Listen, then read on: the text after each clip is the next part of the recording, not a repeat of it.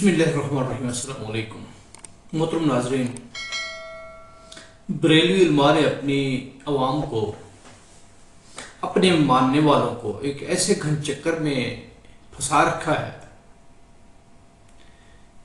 ऐसे घन चक्कर में उनकी जहनों को डाल रखा है जिससे निकलना उनका नामुमकिन सा है। न वो कुरान और सुन्नत पर गौर फिक्र करते हैं, ना वो कुरान की तालीमात पर अमल पैरा है। अगर कुरान और सुन्नत की तालीमात उनके सामने लाई भी जाए तो ये कोशिश करते हैं कि किसी अपने आलिम दीन से उसके बारे में इस्तफसार करें और जैसा ही वो लगा लपटा जवाब दे उसके मुताबिक वो अमल करें। ये किसी के कहने के मुताबिक चंदे के अलावा हर चीज पिराने पीर, दस्तगीर, शेख अब्दुल कादिर जिलानी रहमतुल्लाह अलैह से मांगने के लिए तैयार रहते हैं।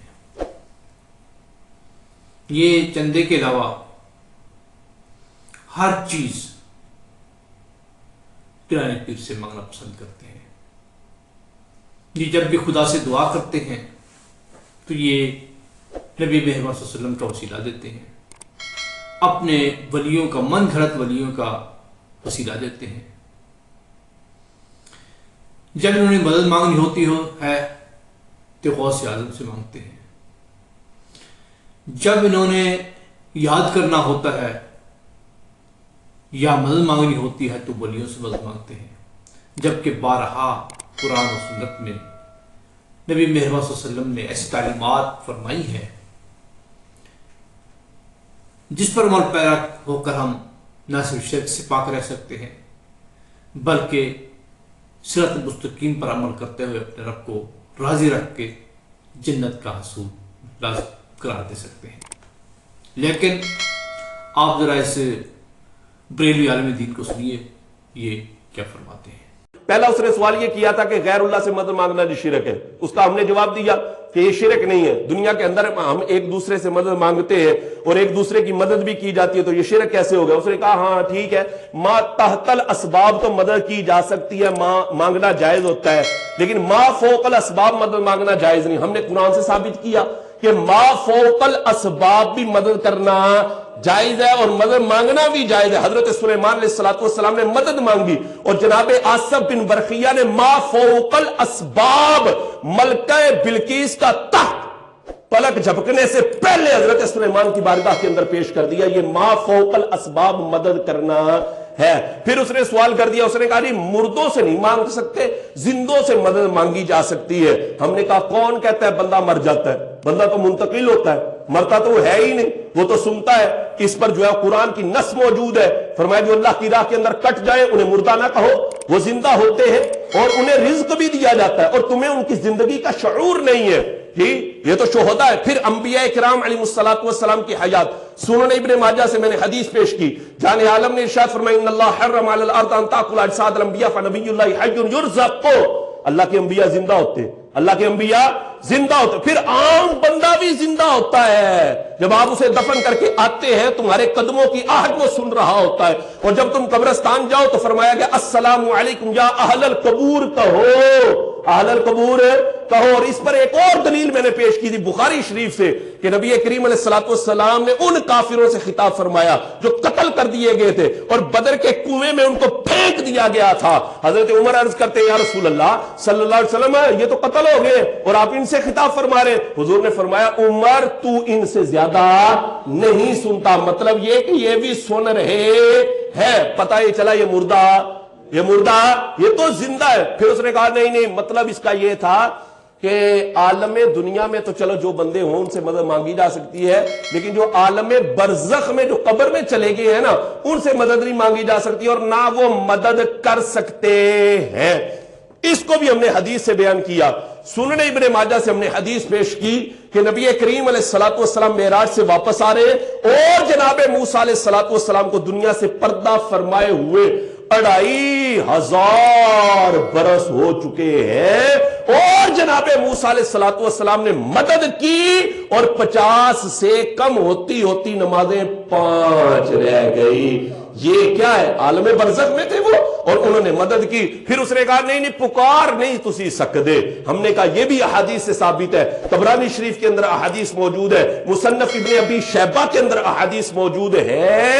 حضور ارشاد فرماتے بندہ جنگل کے اندر ہو, رستہ بھول جائے یا اس کا جانور جو ہے وہ دوڑ جائے تو وہ یوں کہے یا عباد اللہ اعینونی, اے اللہ کے بندو میری مدد کرو. تو غیر اللہ سے مدد مانگنا اس نظریے کے پیش نظر کہ اللہ کی عطا سے یہ بھی مدد کر سکتے ہیں, یہ نظریہ اہل اسلام کا, یہ نظریہ اہل السنہ والجماعت کا ہے اور یہ بالکل نظریہ قرآن اور احادیث کے عین مطابق ہے. یہ کیسے شرک ہو سکتا ہے؟ شرک تو نہیں ہوتا.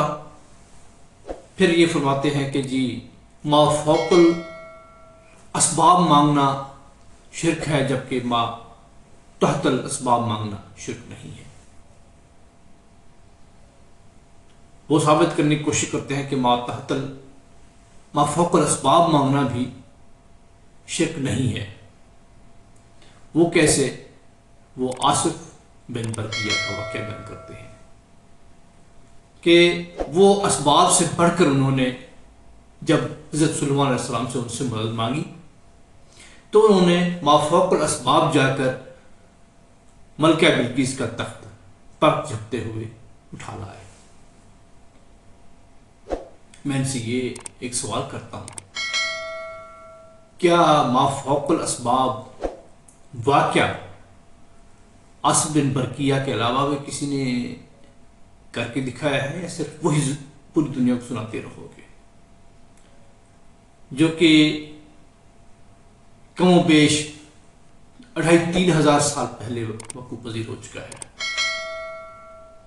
وہ تو خدا نے قرآن میں بتا دیا, خدا نے کرنا تھا کر دکھایا, لیکن اس کو کب تک پڑھتے رہو گے؟ اس کے علاوہ بھی کوئی اگر کوئی ایسا سچا واقعہ بتاؤ. اس کے علاوہ تو آپ نہیں بتا سکے, کچھ نہ دکھائی سکے. صرف کس سے کہانی ہوتا ہے کہ جی حضرت شیخ عبد القادر جیلانی نے وہ ڈوبتی ہوئی بیڑی کو تارا تھا اور بڑھیا کی بارات کو بچایا تھا. صرف کس سے وہ کہانیاں ہیں. اور دوسری بات جو کہتے ہیں کہ سن 65 کی جنگ میں داتا صاحب نے اور تقریباً ہر شہر کے ولی نے وہ بم پکڑے تھے, کبھی کوئی ریکارڈ تو نہیں ہوا. یہ صرف قصے کہانیاں ہیں, یہ کب تک چلتی رہیں گی؟ یہ ثابت کرنے کی کوشش کرتے ہیں کہ جی زندوں سے مدد مانگنا جائز ہے, مردوں سے مانگنا جائز نہیں ہے. اور یہ ثابت کرتے ہیں کہ مردوں سے مانگنا بھی جائز ہے, کیونکہ مردے تو ہوتے نہیں ہیں. وہ قرآن کی یہ نص پیش کرتے ہیں, اور جو اللہ کی راہ میں مارے جائیں ان کو مردہ مت کہو. اصل میں وہ زندہ ہے, لیکن ان کی زندگی کا تم کو شعور نہیں ہے. یہ ثابت کرنے کی کوشش کرتے ہیں کہ جی مردے تو ہوتے نہیں ہیں, یہ تو بندے منتقل ہوتے ہیں, مرتے تو ہیں نہیں. تو قرآن نے یہ کیا عوض فرما دیا ہے کہ کل نفس ذائقۃ الموت.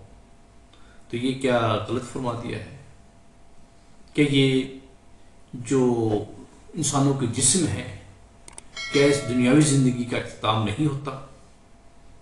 یہ تو ہر بندہ جانتا ہے کہ انتقال ہوتا ہے, بندہ یہاں سے وہاں منتقل ہو جاتا ہے. جب عالم برزخ میں چلے جائیں گے تو یہاں تک کی زندگی ختم. لیکن ایک اور بات اسی ہی آیت میں فرمائی گئی ہے کہ بل احیاء ولکن لا تشعرون, ان کی زندگی کا تم کو شعور نہیں ہے. جناب والا, جب آپ کو شعور ہی نہیں ہے ان کی زندگی کیسی ہوگی تو ان سے مدد آپ کیسے مانگ سکتے ہیں؟ مدد ان سے مانگی جا سکتی ہے جو کہ آپ کے سامنے ہے.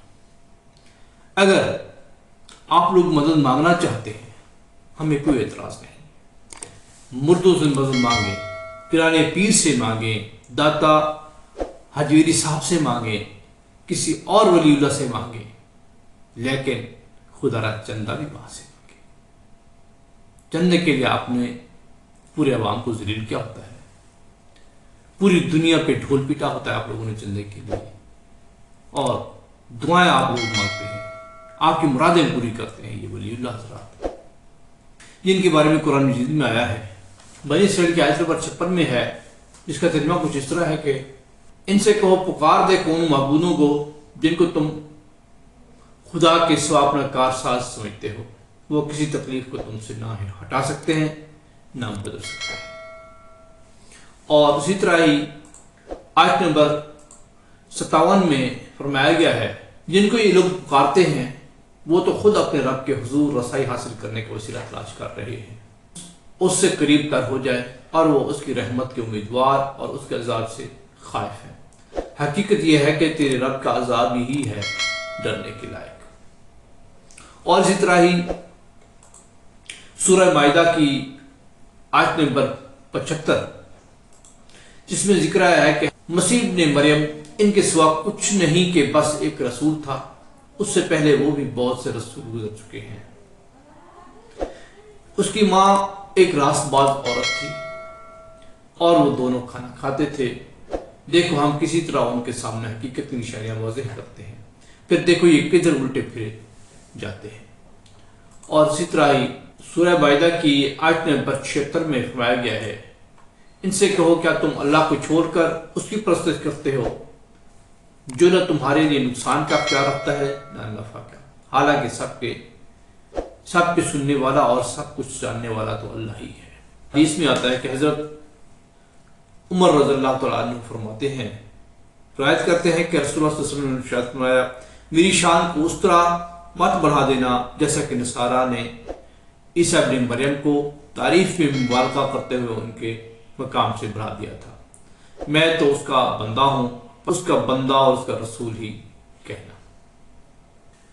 اس میں واضح کہا گیا ہے کہ جو بھی مدد مانگنی ہے اللہ سے مانگنی ہے، جو بھی ہم نے دعا کرنی ہے وہ اللہ سے کرنی ہے۔